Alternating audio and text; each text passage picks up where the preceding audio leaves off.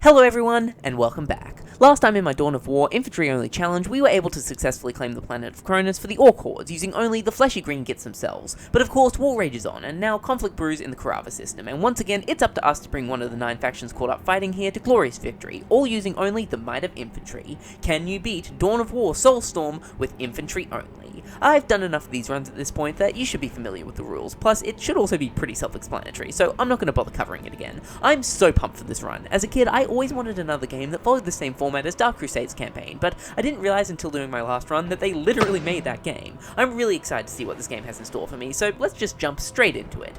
Can you beat Dawn of War Soulstorm infantry only? Starting up the game, we get a cutscene introducing us to the crusade system and showing off all the different factions that have made their way to the area to fight it out for control. After we get to know all the players, we're thrown into a selection screen and given the chance to choose which of the factions we want to side our might with. Unlike last time, this was a pretty hard decision for me. If you haven't watched my Dark Crusade video, for one, go do that, and for two, I played as the Orcs, since their horde mentality was well suited for an infantry run. Plus, they're just generally lovable little guys. I didn't just want to go with the same as last time though, as that would get a little bit repetitive, so I toyed with the idea of playing as the Guard, since they can also amass massive swarms of infantry. Then I remembered this comment left on a video a while ago asking me to, quote, do something on elves, which, I'll be real, I have no idea what that means, but I figured maybe playing as the Eldar would satisfy this person since they're like space elves, though maybe the Dark Eldar since they're a new faction for this game. In the end though, I decided to go with none of the above and instead chose the Sisters of Battle, aka the Nuns with Guns, since they're also a new faction so it'll be cool to see what they can do. Plus I'm thinking of getting back into the tabletop and was going to choose the Sisters as my new army, so this will be a good chance to get to know them. With that decided, we're chucked into the world map. This time instead of dealing with a single landmass on a single planet like in Dark Crusade, we have an entire solar system to conquer, comprising of 4 planets as well as their associated moons. This is a great direction to take this style of RTS, expanding the scope of the last game massively, but it does come with a few downsides. Because of how zoomed out the camera has to be to fit all the planets on the world map, I honestly found it hard to tell where one province began and another ended. Even when zoomed into a specific province, I often struggled to tell which one I was actually attacking into. Switching to color block mode does make everything stand out a bit more, but even then, at a glance, some of these colors mix together, meaning it can be pretty hard to tell exactly who you're attacking into. We also lose a lot of little details that made the Dark Crusade map feel alive, like all the various commanders standing on the provinces that they were currently in, or factions bases on their stronghold. These are still present here, but these little floating icons just aren't as cool as the models that Dark Crusade had. The planetary layout also weirdly made the game feel more linear. In Dark Crusade, you can make your way around the map in any direction you wanted really, changing which faction you fought each time or focusing on bullying one until they fell off the face of the map. Here though, most of the factions only appear on one planet and maybe a moon, meaning they don't really have much of an effect on you until you move over to them. There's also not that many ways to move between planets, meaning that really the only logical course of progression is to wipe all factions off the current planet you reside on, move to a new one, and rinse and repeat. These aren't major problems, and this map does feel a lot grander than last time, but as it stands, I think I'd still take the Dark Crusade map over this one. Anyway, outside of the map differences, the core game here is almost identical to Dark Crusade. We can attack into any province adjacent to our commander's current location, at which point a battle will commence, and if successful, that area will come under our control and our commander will move there. Then every other army will take their turn doing the same until it's our time again. From our starting position, the only faction that we can go against is the Imperial Guard, so I decided to start with their base in the Yastaston? I'm not even going to try with some of these names. The strategy for the basic province is pretty much the same for all of them, and it's also pretty much the same strategy that I used when playing as the Orcs, but I'll still cover it again regardless. Starting out, you'll want to get your Servitor, which is the Sisters of Battle's equivalent to Gretchen's, to start expanding your base. Build a second one and have one of them start power building generators to start getting some electricity flowing in. You'll usually want anywhere from 4 to 6 generators depending on just how quickly you're planning on building. Make sure as you continue on to check in on these buildings to upgrade them to increase their effectiveness as well. While that Servitor's busy, have the other one start building a Sororitas Coven so we can start pumping out some infantry. The Sisters' mainline basic infantry unit is the Battle Sisters squad, and these are what are going to be comprising the base of your army. You'll want to have maybe 2 or 3 of these squads to start with to help with base defense. They don't pack too much of a punch on their own, but once their numbers are maxed out and you give them a commander and some various heavy weapons, they can be pretty effective. These upgrades will only come available as we unlock them through the Sisters' 2 research buildings, the Pristine Sanctuary and the Holy Reliquarium, the latter of which is only available after upgrading our main base for the first time. Just like with the Orcs, in general, I don't have a clue what half of these upgrades actually do, outside of giving me the mental buff of knowing that my units are technically stronger than they were before, which is still worth it, so I made sure to get all of them. One upgrade that I do know what it does and is extremely important is this one here, purchasable from our main base. It increases our population cap, which for the Sisters starts out quite small, so you'll need to make sure to keep purchasing this upgrade to get as large of an army as we can. I'm getting a little bit ahead of myself with all this though, since in order to purchase everything that I've talked about so far, we need resources first. Just like last time, these come from taking and holding very strategic points around the map, so you'll want to start capturing as many many of these as you can with your battle sisters. In my past runs, I tended to be quite reserved in which strategic points I'd go for, but this time I tried to spread out a bit more, going for points that were further from my base and that were therefore hard to defend. Of course, once captured, to help hold these points, I built listening posts on them and fully upgraded their weapons to make them more defendable, as well as to increase the resources that they could extract. You can also build turrets around these points to improve their defenses further, but you can only build a handful of these, so make sure to choose where you set them up wisely. With income now streaming in, it's time to bulk up the rest of your army. The sisters have a much less varied list of units than the orcs. Usually, I just make a single squad of Sister Repentia, who are a melee focused unit, and 2 to 3 Celestian squads, which are the sisters' heavy weapons teams. I'd also sometimes make a Confessor and some missionaries to attach to my various squads, but usually it's better to just fill up the rest of your ranks with battle sisters to get more bodies on the field. I did make sure to attach my Canoness to a squad of sisters though, to give her a bit more protection. With all of that done, we're almost ready for the final push. However, there's still one more unit we might be able to create. If while you are out capturing strategic points, you've managed to capture a relic, you'll be able to order a servitor to build the Shrine of the Living Saint and use it to create the sisters' ultimate unit, the Living Saint. This thing is super powerful, durable, and even if she does get taken out, through an upgrade can revive to prolong the destruction even further. She doesn't even count towards our infantry population count, meaning even if we've maxed it out, we can still make her. Arguably, the fact that the Living Saint doesn't affect the infantry pop might be an argument that she doesn't count as infantry, but A, she also doesn't affect the vehicle pop, and B, are you really going to try and argue that a flying woman isn't infantry? Anyway, with that done, we can finally go on the charge against our enemy. This actually felt surprisingly different this time around compared to the last game. I think the maps of Soulstorm tend to have a bit less symmetry to them, and even when they are symmetrical, I often found the enemy's base wasn't in the position equivalent to mine on the opposite side of the map. Even still, it's pretty easy to find where the enemy's position is just by looking at the map and using your general brain and think where it would make the most sense to be located. Even once located though, I found actually crushing the enemy's base felt weirdly different this time. In Dark Crusade, you just had to destroy the opponent's HQ building to be victorious, but here, oftentimes, the victory wouldn't pop until after destroying almost all of my opponent's structures.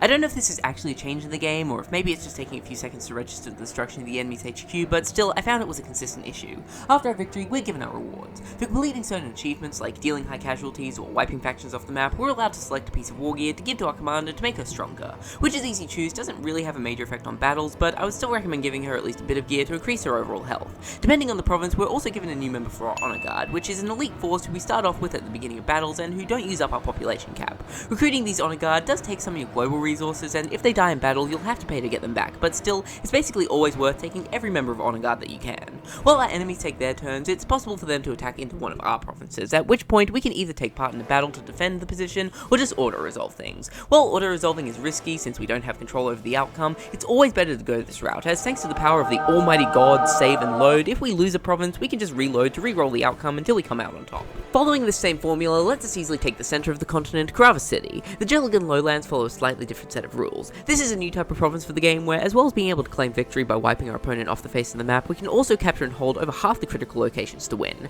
Only training enough sisters to capture and hold these points is usually a lot faster than building up a massive force to sweep the enemy's base, so these missions can be handled pretty quickly. From here, we're in the perfect position to attack the Imperial Guard's main stronghold, the Dusala Precinct, so we might as well get them out of the way. Before we attack, we have the option to set up a forward base, basically letting us start out a battle with a few extra buildings pre-built to get us going out the gate faster. We have the option to do this for any province, but since it can be pretty costly, I just save it for the strongholds, and even then, be a bit conservative with what structures you actually bring. This area is not only the Imperial Guard's main headquarters, but also home to a massive manufacturing site for producing the Guard's greatest weapon, Beyblade tanks. Beyblade, let it rip! Unfortunately for them, the tanks at the facility had just been shipped off before our attack, leaving the Guard scrambling to produce more. Imagine needing to rely on tanks to do your dirty work for you. Because of this, a big part of this mission is stopping vehicles transporting the components for these Beyblades from reaching the manufacturing site so that we never have to go up against the monsters themselves. You can also destroy the facilities sending these delivery vehicles to cut off the supply of parts entirely, but I don't know if I'd actually recommend doing this. Every time I destroyed a base sending out these delivery vehicles, another one would just pick up the slack, and while the first base sends vehicles on a route right by our base, making the deliveries easy to embargo, the others take a much more direct route, meaning I had to stretch my forces thinner to make sure that the Guards didn't receive their Amazon orders. This left my base with less forces to defend itself, but also spending the time to destroy these delivery sites gave more time for the Guards' alertness level to rise, which I'm pretty sure just makes them more aggressive in their attacks against us. Since I spent so much time dealing with these deliveries, this alertness level was able to max out, making it hell to try and progress since my forces were being killed off at the same rate that I trained them. It definitely is still worth making sure these deliveries don't reach the main Guard base, but unless there's something that I'm missing, it's not worth your time actually destroying the shipment site. What is worth destroying is the Guard's base in the middle of the map that surrounds an enormous basilisk cannon. This base will produce spotter units who, if they can get in range of our army or our base, can target the cannon to call down a massive artillery barrage on us. While it's a bit out of your way when you march your forces towards the main guard base, it might be a good idea to take a quick detour to make sure this location is inoperable. Other than that, this is a fairly straightforward mission. With a big enough force, most of the guard positions here aren't that much of a threat, and if you act quickly enough before the guards can really get into the swing of things, it's all the easier. After pushing through and destroying the actual Baneblade production facility, crippling any hopes of heavy armoured support, it's all over, as the guard's HQ falls soon after. As his men are slaughtered around him and his base is reduced to rubble, the Imperial Guard governor declares that he'll have his vengeance, before running away like a little baby. Not only does victory here remove the Imperial Guard as a threat, but also, for every stronghold that we capture, we gain a new special bonus. I found these to be generally less helpful than the bonuses of the special provinces in Dark Crusade, but they're still nice to have. Like, for example, holding the Guard stronghold lowers the price of things like forward bases and honor guard. With the main Imperial Guard base dealt with, their last held province, the Shocking Coast, falls soon after, bringing the entire planet under our control. I then took a few turns to move back across the planet to put me into striking range of the Iridian Moon, currently being held by the Space Marines. The Marines feel a little bit different from the Guard to fight, but not that noticeably so, and for this province it doesn't really matter as it's another capture and hold mission. From here I'm now in striking distance of Karava 2.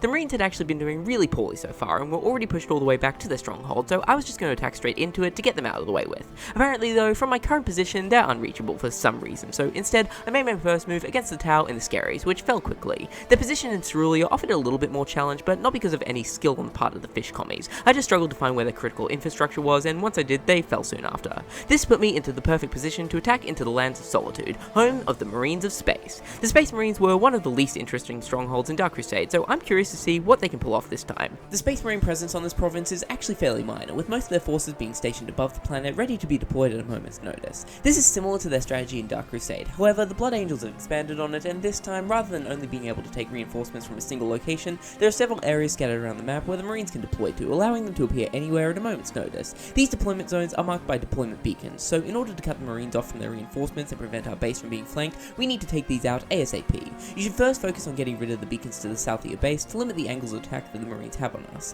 The ones further out to the east and west can wait for the moment as you bulk up your forces more. The eastern and western corners of the map are also home to two sub-bases specialized in producing various tanks, which of course is highly offensive to me personally, so they gotta go.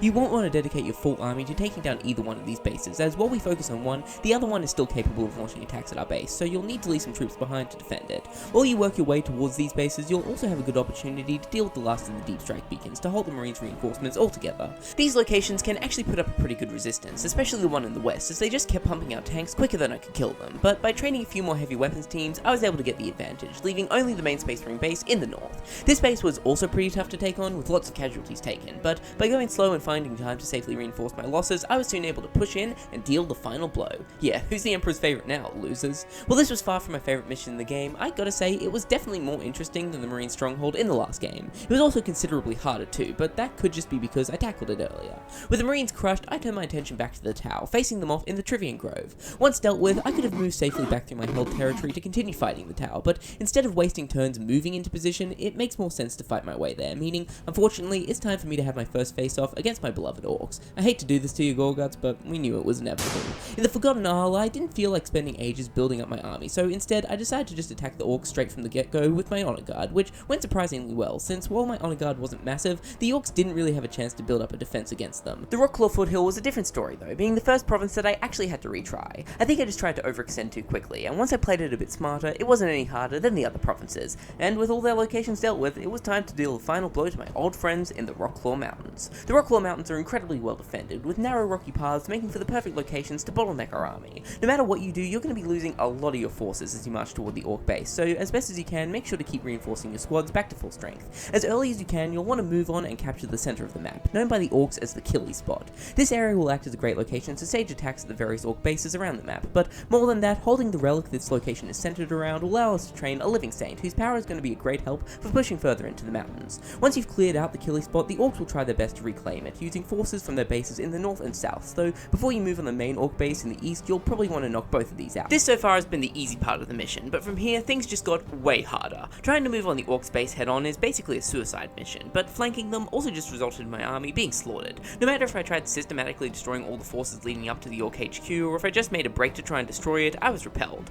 The main problem here is this massive cluster of wild banners, which completely blocks the path and holds up my forces for ages, letting the rest of the Orc army swarm me. Using a series of hit and run attacks is the best strat that I found to try and bust through these, but even once destroyed, the rest of the Orc base was still super well defended, and I was only just barely able to finish off the Orc fort with a tiny sum of my forces left standing. Damn, it's hard seeing so many innocent Orcs being gunned down. At least Gorguts managed to survive. Small comforts, I guess. After all my mixed feelings fighting with the Orcs, I needed to vent, so time I take out my fury on the Tau. Mons is their only remaining province on the planet itself, and being a take and hold mission, it's over before I know it, claiming me the entirety of Karava 2. With that done, all that's left is to move on the Tau stronghold, high above us on the moon of Nanyoni. The Tau stronghold in Dark Crusade has historically been one of the more troublesome ones for me, so I was somewhat worried going into this one. The Tau have been spending their time making their moon base into a serious fortress, with a defense system that would make it nearly completely unassailable once fully online. They've also been working on a massive interplanetary cannon that would allow them to neutralize any area they want within the system without even laying a foot there, so if we want any chance of removing the Xenos menace, it's really now or never.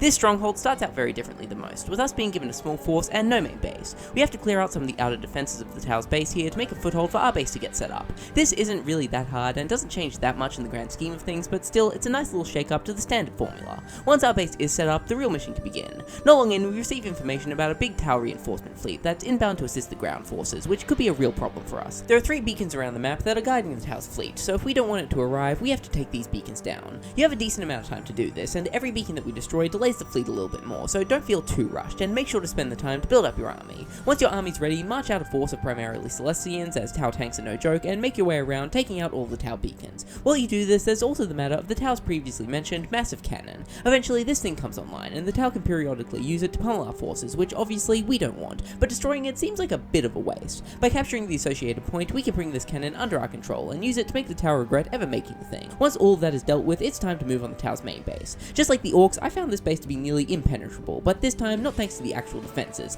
No, this time the issue was these bloody dinosaur jerks. These things are way too powerful and take so long to take out. Every time my forces came across one of these things, which happened way more frequently than is fair, my march to the Tau's base would come to a complete halt, giving the Tau plenty of time to replenish their army to further hold me up. These ape-crute things are also a complete nightmare. Like, how the hell is this thing this durable? I'm unloading a full army's worth of firepower into it, and it's completely unfazed. Eventually, I managed to breach the Tau's base, and while most of my army was soon after wiped out, the Tau forces here kinda glitched, letting a single Celestian squad deal the final blow to the Tau's base. This is the first stronghold to offer us a bonus that's really kinda useful IMO, being that massive cannon that we managed to snag. This thing will fire off at any province that we attack into, softening up the forces there before we even have a chance to face them.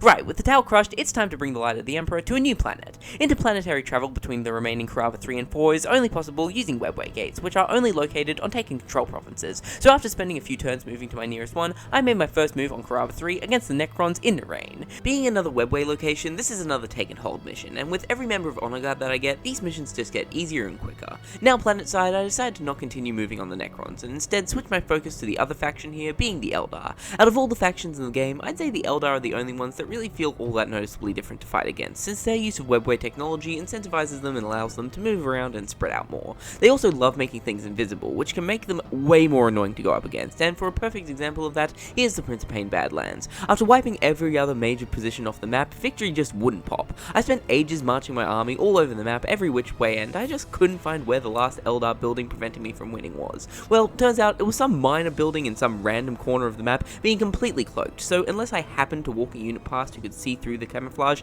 I had very little chance of ever spotting it. At least their base in the Cape of Despair falls a lot easier. My Honor Guard at this point is basically an army in its own right, so I started making my main strat for the standard provinces to just rush the enemy's position with them to hit them off guard before they could get fully set up. On their next turn, the Necrons managed to take the last remaining Eldar province, pushing them back to just their stronghold, meaning it was now my time to finish them off. The Eldar's base in the upper wastes utilizes the full array of Eldar trickery. We got cloaking, teleportation, and all sorts of other cowardly tactics to keep any who attack here fighting shadows as they're slowly picked off. Just like with the Tau's base, before we can get started up here, we need to clear a location for our base to set up in.